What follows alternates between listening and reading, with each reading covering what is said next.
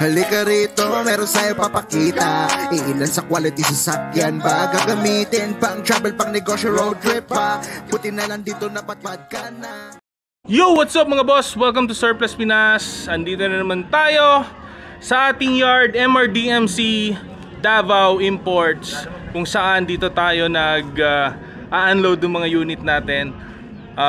Sometime because meron na nga tayong Santa Cruz branch sa Davao del Sur. At more on doon na tayo nag-unload basically. So yeah, so papakita lang natin ang featured unit natin today. Ang DA17V top of the line V-Series ng Suzuki or Nissan or Mazda. Pareho lang naman sila. Anyway, ito, shoutout kay Boss Christian, alright, ng Batangas. So yan po si Boss Christian, para sa tita niya ang umorder ng unit natin. This is the ruby red color, ang basis ng ating exterior paint. Okay, and of course, bago ang lahat, shoutout ko muna UPEPS Concept sa ating tint, ceramic, of course, and also shoutout kay Boss JP. Ayan, Boss JP ng Japes Auto Works. Ayan po, meron po tayong pinapagawang unit dyan. At talaga namang napakagaling na pintor. Ayan, nasa somewhere in ang kanyang area is I think somewhere in Imus, Cavite, mga bossing. So nandyan yung pwesto niya. At syempre, kung may kailangan kayong bodyworks, okay, sa mga sasakyan, halimbawa may mga little dents or accidental units, repainting, kompleto po sila dyan. Shoutout kay Boss JP dyan. Napakagaling na pintor ng kanyang mga team, kumbaga. Okay, so yan, balik tayo sa unit natin. This is the DA17V. This is the 4x2 top of the line series. At papakita nga natin kung ano yung pinagawa ni Bossing. Napakasimple lang ng setup na ito. Very basic. At slick, clean look lang ang kailangan ni Bossing para sa tita niya. So yan, pakita natin. At bago ang lahat, syempre huwag kalimutan, please subscribe sa ating YouTube channel, Surplus Pinas mga bossing. And syempre, pa-like and follow ng page natin sa Facebook, of course. At pag may mga inquiries tayo, dun po tayo mag-i-inquire sa ating page mga boss, no? Huwag natin kalimutan. Alright, sige, umpisa na natin ang ating pagpapakita sa setup ni Boss Christian ng kanilang DA17V. Alright, let's go!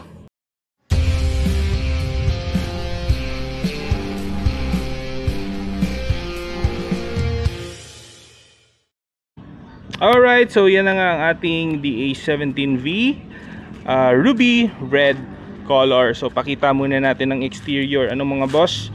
Ayan, so umpisa natin dito sa front. Very simple, basic design with steel bumper, syempre Albon steel and fender flare. And naka-lift up po tayo ng 2 inches sa ating suspension. Ayan, so mapapansin natin medyo malaki yung clearance. So gumamit tayo ng 13-inch mag wheels dito. This is brand new with brand new tires. Okay, pagdating naman sa size ng ating tire, syempre is this is 165 65 or 13 mga boss. And ang dinagdag pa natin dito sa front profile natin, of course, ang ating chrome hood garnish.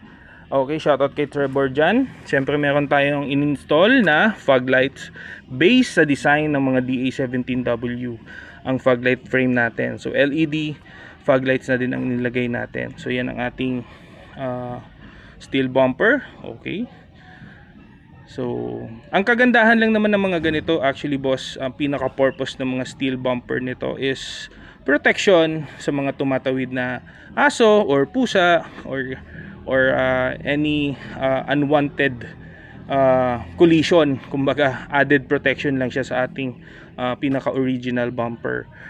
Kumbaga sa US tinatawag na deer guard. Yan yung mga term nila dyan.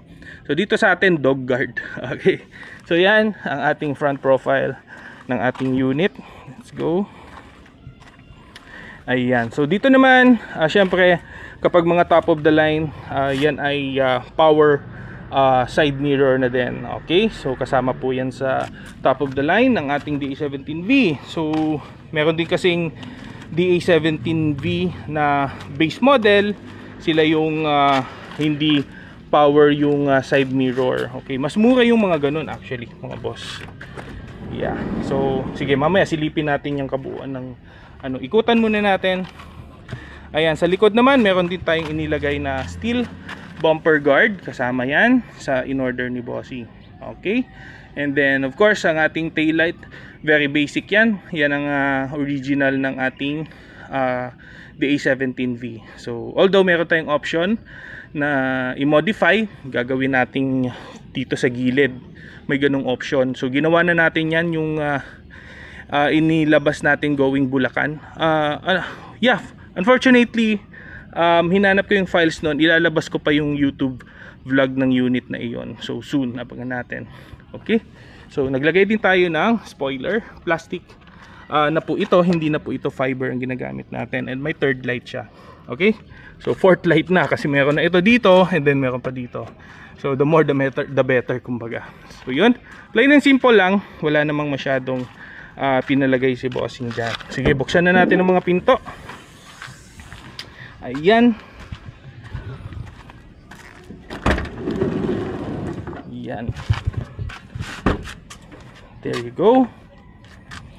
Yes. So yan ang ating interior, black and gray combination as requested pa din ni Bossing. Isa natin dito sa front. So syempre all power window kapag mga top of the line V-Series. Kasama yan sa ating featured. Kapareho ng feature yan syempre ng DA17W. Okay. So mabanggit ko na lang din mga boss, no. Ang mga ganitong unit, ang DA17W, ang mga pinagkaiba lang naman is more on electronic feature. For example, yung manubela. Ang manubela ng DA17W mayroon kakaibang design. Okay, iba na. Then of course, power sliding doors. Ito, automatic power slide, meron silang feature na ganyan. And also yung push start feature nila, kasama yan sa DA17W na wala sa DA17V. And isa pa is yung mga panel niya dito sa gilid, walang plastic dito sa mga V-Series. So nasa W series siya. So yan yung mga kaibahan. Okay? So yan yung dashboard natin. Very simple. Matte finish. There you are. So nilagyan lang natin ng cover. Black and gray combination. So naka Android 7-inch head unit. And ito ang ating lever. Fully automatic ang ating unit.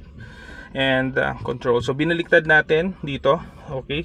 Yung iba naman gusto original lang. Yung iba gusto ipapalipat. So depende na sa preferences. Both are okay pagdating sa conversion. Although disclaimer lang, kapag inililipat natin, of course, ang plastic cover na ito is kina-cut out din. Okay? Kumbaga inililipat yung mga part na nandito papunta dito, tulad nitong ginawa dito. So, syempre prone siya sa tear and wear na magkakaroon ng mga lamat in due time. So, wag lang masyadong gagalawin. And pagdating naman sa aircon function kasi nito, AC button tsaka airflow button na lang din ang functioning sa mga ganitong unit kapag converted. So take note on that mga boss. So ito wala ng function, temperature wala na, naka-default na siya sa pinakamalamig. And this one naka-default sa lahat ng vent niya functioning. So wala na yung under the dash na vent. So mawawala 'yon. Kasama yan sa mako-compromise kapag nagko-convert ng mga unit. So yan po. Ayan dashboard natin. Pakita ko lang. Yes sir. Ayan. Alright, so yan ang ating upholstery. Ayan, napakasimple, diamond stitch with black and gray accent. So ganun din dito sa likod. Captain seat ang ating unit. Isa sa kapareho niyang feature sa W is captain seat sila. Ang wala sa W series yung mga ganito, yung head compartment na ganito na extra. So ito yung gusto ko sa mga V na top of the line, may mga ganito siya, bossing. Di ba? Dashcam, syempre meron tayo. Shoutout Trevor, Lenovo dashcam, kasama na po yan. There you go ang ating interior. Okay, tingnan natin sa likod banda. Ayan, umaambon na nga. So ayan, captain seat of course, collapsible. Okay, and then dito naman sa likod, open lang yung likod natin. There you go. So ang battery niya nandyan somewhere under. Ayan dito, nandyan yung battery niya. Ayos. So yan ang ginamit natin sa ating ceiling. Of course, as always, very clean tingnan. Felt black. Okay, so ito yung isang klase na hindi masyadong mahibla. Yung isa kasing klase mahibla masyado, so hindi na natin ginagamit. So dito na tayo sa medyo pino. Okay, hindi na kumakawala yung mga hibla. So meron din tayong in-install na additional ventilation. So ito po yan. Ayan. So just additional ventilation, ceiling fan sa ating unit. So yeah, that's it. So yan ang ating DA17V. Very simple setup from Boss Christian. Okay.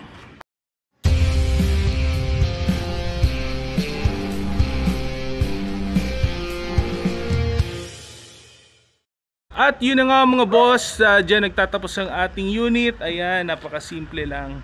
So yes, kung gusto nyong alamin ang additional detail na kailangan nyo, just let me know, message nyo lang ako sa ating Facebook page. Alright, so pagdating sa engine, that is RO6A VVT engine na po mga bossing. So yan na yung latest up to now na ginagamit ng mga DA unit sa Japan. Okay, so yun po. And ano pa ba? Yeah, huwag kalimutan mga bossing subscribe tayo sa ating YouTube channel, and pa-like and follow ng page natin, Surplus Pinas on Facebook of course. So yeah, pagdating sa pricing, okay, sa mga basic price natin ng ganito is we start at 330,000, and then add-on na lang po yung mga tulad ng lift up, ng brand new mag wheels, yung mga steel bumpers, top load, kung ano pang upgrades na gusto nyo. Just let me know at bibigyan ko kayo ng quotation kapag nag-inquire kayo sa atin. Okay, yun muna. Bye bye for now. This is Ian once again. And syempre as always, keep safe mga boss, drive safe, and I'll see you on our next video. Kita-kits tayo mga bossing.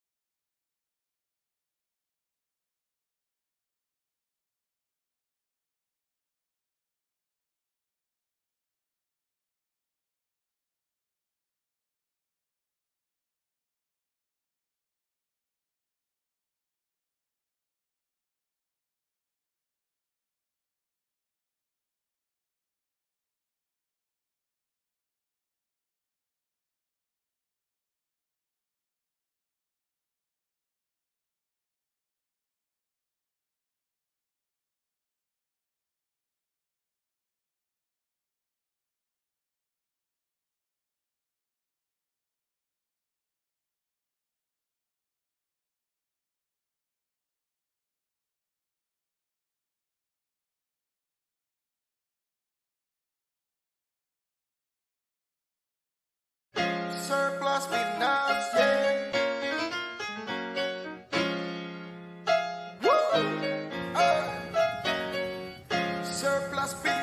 Halika rito, meron sa'yo papakita. Iilan sa quality sasakyan ba gagamitin? Pang travel, pang negosyo, road trip pa. Buti na lang dito napatpad ka na.